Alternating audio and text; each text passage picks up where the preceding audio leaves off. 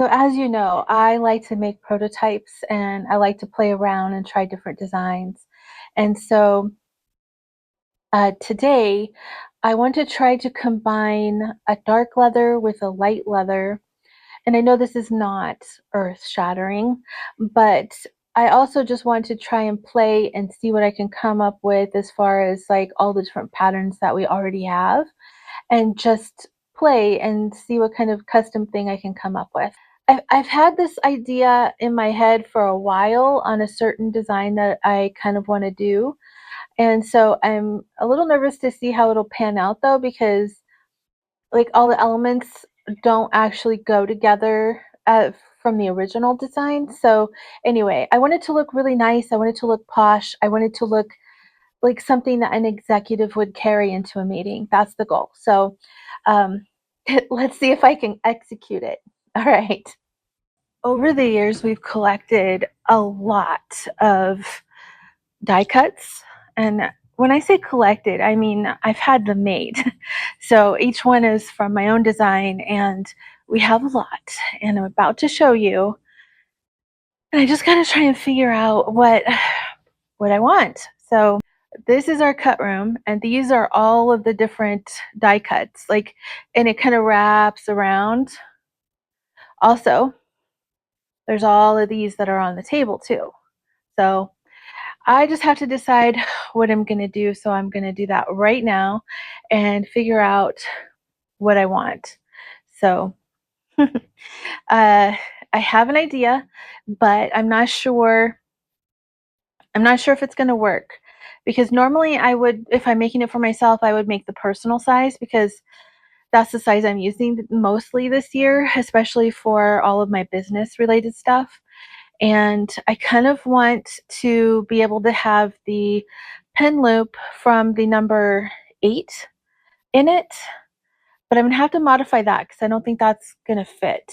So, but I'm not gonna do the personal. I think I'm gonna do the B6 Slim so that I can put that in there.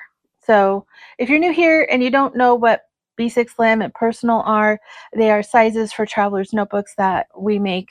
And uh, yeah, so that's going to be what I'm going to do. So the next time you see me, I will have everything together and I'll show you what the plan is.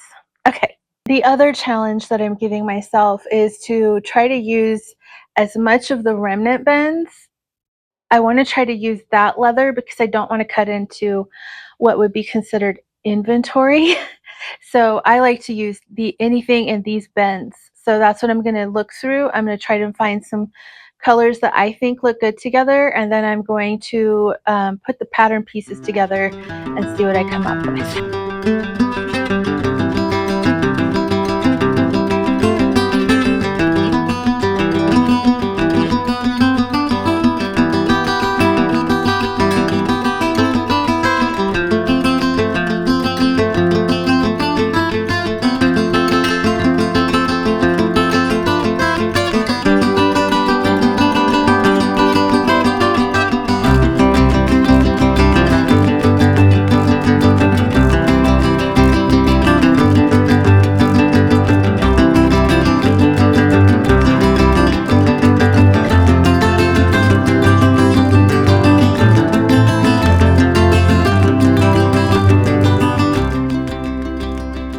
So I got all the pieces prepped and now I just have to go put them together. And there we go. So that's what's next. And I think that it's going to turn out. I really am liking what I see so far. So let's hope that I'm able to execute it and that it looks the way I'm hoping that it looks. I did kind of go in a little bit of a different direction, but I felt like I had to. And I'll show you why a little later on. But for now, let's get it put together.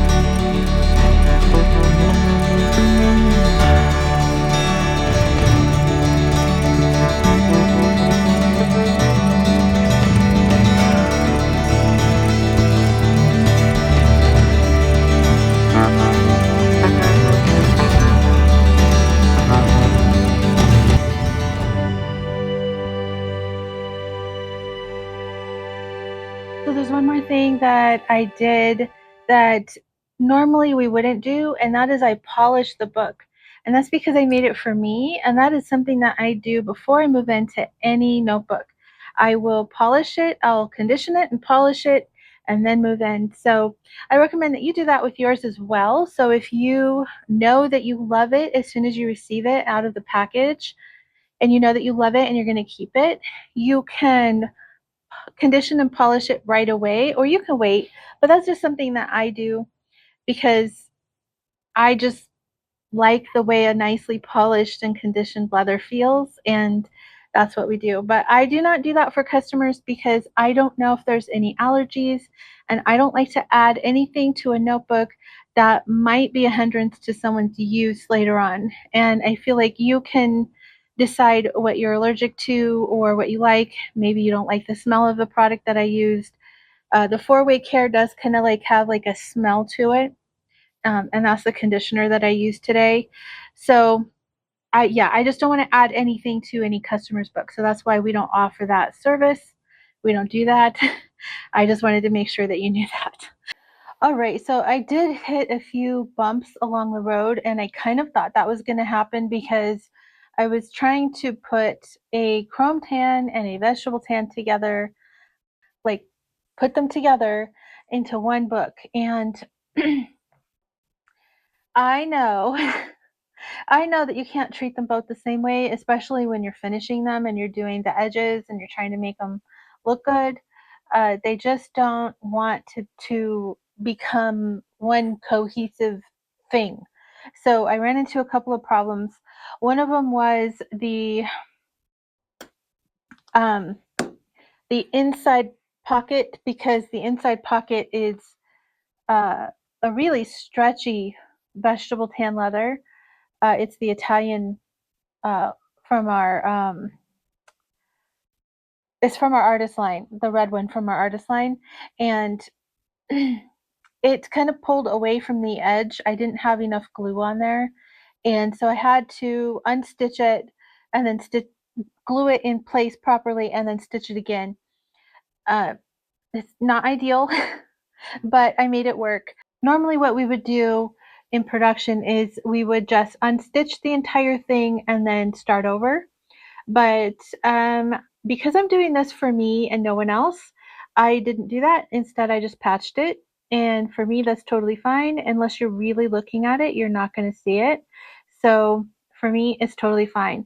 Another thing that I did differently is have a I have a hard time going around round things, especially with a sewing machine.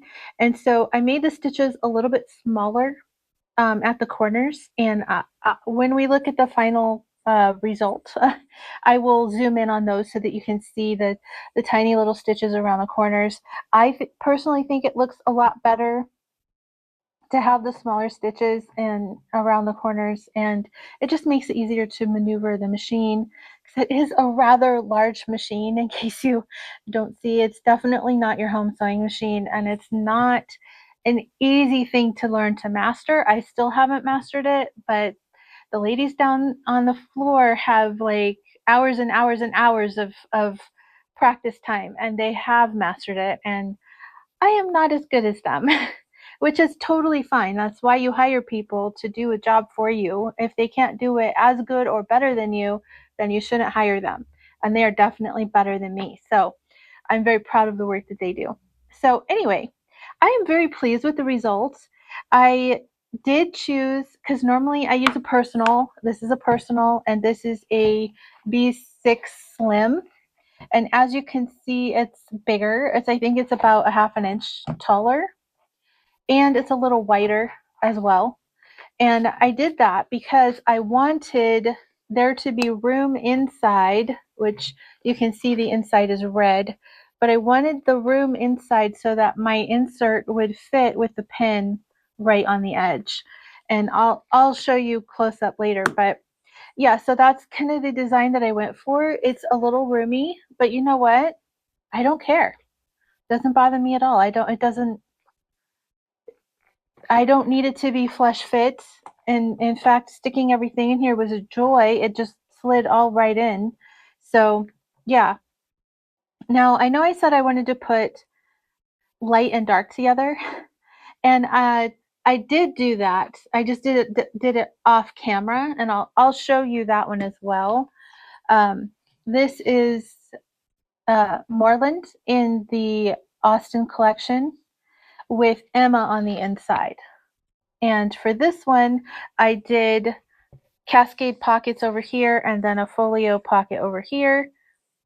And yeah, that's the design that I made for that. I absolutely love the way this turned out. And I'm kind of like, this is the personal size though.